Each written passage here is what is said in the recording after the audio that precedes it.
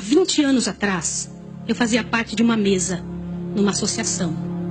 E eu vi uma das histórias mais tétricas que eu já vi na minha vida. E pode ser que alguns de vocês já tenham ouvido essa história aqui entre vocês. E se já ouviram, vão lembrar comigo essa história com dor.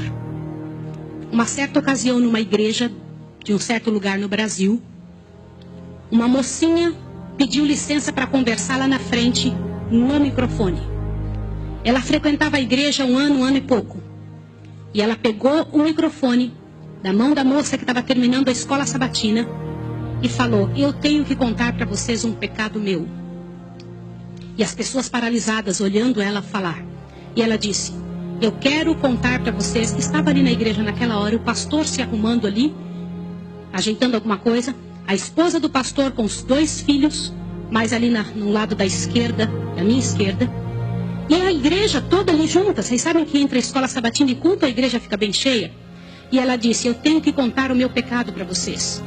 E o pecado que eu tenho que contar é que eu sou amante do pastor. Na hora que ela disse isso, a esposa do pastor desmaiou ali na hora. E os filhos correram para acudir. E o pastor veio para ela e falou assim: o que você está falando? Você enlouqueceu? Que isso, menina? Ela falou: eu tinha que contar, eu preciso resolver meu problema. Eu preciso salvar a sua alma. Eu preciso resolver você. Os danitas, eles sempre usam essa: cuidado, eu preciso ajudar. Sempre usam a palavra da ajuda, viu? E naquele momento a igreja toda ficou em alvoroço. Eu não preciso dizer que não houve culto. Não houve culto. Não conseguiram fazer o culto. A esposa do pastor foi levantada dali, foi levada lá para fora. O pastor não sabia o que fazer. Começou a dizer: irmãos, por favor, isso é um grande mal entendido. Ela dizia: não é, meu bem. Eu precisava dizer, eu tenho que salvar você e tenho que salvar a mim.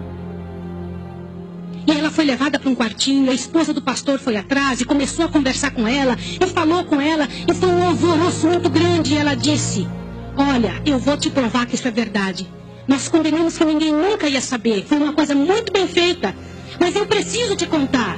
E falou para a esposa do pastor, prestem bem atenção nisso que eu vou dizer.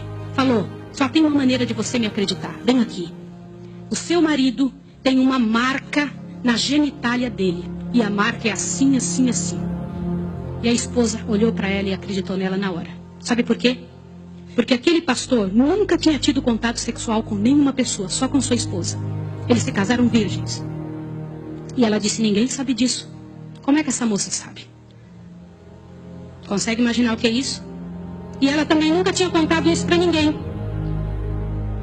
E ela pegou a esposa do pastor, passou a acreditar. E ela contou detalhes sobre o corpo do pastor, detalhes sobre ele, até de coisas que ele falava enquanto dormia. Preste atenção. Eu não preciso dizer para vocês que aquele casamento acabou. A igreja todinha daquele pastor entrou num estado de bancarrota que vocês não têm ideia. Uma palavra, como diz Tiago, pode estragar a vida de uma pessoa para sempre. Sabe quantos anos se passou dessa história? Até que eu fiquei sabendo, isso foi há 20 anos atrás que eu fiquei sabendo. Já tinha se passado 20 anos que isso tinha acontecido. Por que eu fiquei sabendo dessa história? Foi numa mesa, numa comissão, numa associação. O presidente um dia nos chamou e disse o seguinte: irmãos, eu preciso da ajuda de vocês e oração por algo. O que foi? Há 20 anos atrás aconteceu a história de um pastor e contou toda a história para nós. Foi numa igreja assim, assim, assim, e nós tiramos a credencial desse pastor. E esse pastor foi para um sítio e ficou sozinho. A esposa dele é casada, tem outros filhos, está vivendo a vida dela. Mas eu fui chamado, olha o presidente nos contando. Eu fui chamado há alguns dias na casa de uma senhora com os cabelos todos brancos morrendo de câncer. E essa mulher morrendo de câncer pediu muito para falar com o pastor. Mas tinha que ser o presidente da igreja adventista. E eu fui até lá porque eu sou o presidente. Quando eu cheguei lá, a mulher me contou que ela tinha sido a moça que tinha falado aquilo do pastor. A amante, a suposta amante do pastor. E ela contou para o presidente que ela havia inventado toda essa história. Mas como que ela sabia dos detalhes do corpo do pastor? Na ocasião em que ela tinha se apaixonado pelo pastor, Ela trabalhava como faxineira dentro do hospital. E o pastor foi internado, prestem atenção, internado para uma cirurgia de apêndice e passou muito mal. E ela era amiga de uma enfermeira. E entrou dentro do quarto junto com a enfermeira, destampou o corpo do pastor e olhou o corpo do pastor todo, durante o tempo em que o pastor estava dentro do hospital. E quando o pastor falava algumas coisas, ela ouviu o que o pastor falou e ela olhou os detalhes do corpo do pastor e guardou. Satanás plantou na cabeça dela 1 ano e ela formulou e acabou com a vida do pastor. E o presidente pegou uma credencial, foi lá no sítiozinho onde o pastor o coitado daquele pastor, o caluniado, estava. E ele chegou para ele e falou, junto com uma comitiva dos irmãos: pastor, eu vim aqui te entregar a sua credencial de novo, nós descobrimos que era mentira. Sabe qual foi a resposta do pastor, irmão? O pastor disse assim: vocês me devolvem minha família e meus filhos também?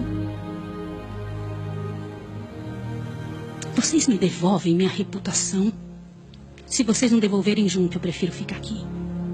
E esse pastor, uns dias atrás, eu soube que ele morreu lá naquele lugar. Quem foi a assassina daquele pastor? Não foi só aquela mulher, foram todos que falaram junto. Porque, gente, quando acontece um inferno desse, uma multidão de gente sofre, uma multidão de gente fica machucado. Meus irmãos, vocês me perdoem ter que falar sobre isso, mas é verdade. Existem muitos lugares que eu tenho muito medo de pregar, mas eu vou igual se me chama. Porque eu vou falar uma coisa para vocês. Ontem à noite eu comentei que a vida de quem prega essas verdades é altamente prejudicada. Uma coisa desse tamanho é passada de boca em boca, de forma que apareça o inferno no final. Será que existem danitas no nosso meio? O céu é um lugar tão fabuloso. Não vale a pena, meus irmãos. Não vale a pena. Deus tem mais para a nossa vida. Tem mais coisas para ocupar a nossa mente, para fazer parte do nosso vocabulário, para nós pensarmos a respeito das pessoas. Vamos fazer um exercício? Pense bem da pessoa que mais mal você sabe dela. Imagine isso agora. Sabe o que vai acontecer com você? Teu coração vai se encher de paz. Porque é isso que acontece, gente. Se você não for capaz de abrir a sua boca para trazer paz para a vida de alguém, não abra a sua boca para trazer o inferno para a vida de quem quer que seja. Jesus ama as pessoas pecadoras e miseráveis. Todas aquelas que pecaram horrivelmente, Jesus ama. E Ele tem mais para oferecer para nós.